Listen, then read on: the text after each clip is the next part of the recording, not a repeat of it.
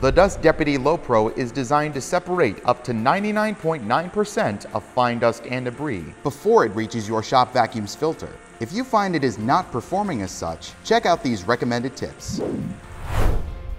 If you notice an increase of dust making it to the vacuum compared to the cyclone bucket, it may indicate an air leak in your system. A common place for an air leak to occur is between the gasket and the bucket. One possible cause for this is that the lid separator is not clipped down appropriately. Make sure the Low Pro is clipped down to the bucket and adjusted appropriately. Once you have configured and adjusted the clips appropriately, the next step will be to check your gasket to make sure it is installed appropriately. The joint of the gasket should be touching on both sides with no gaps in between.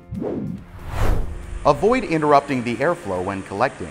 The separation is best when the airflow is not interrupted.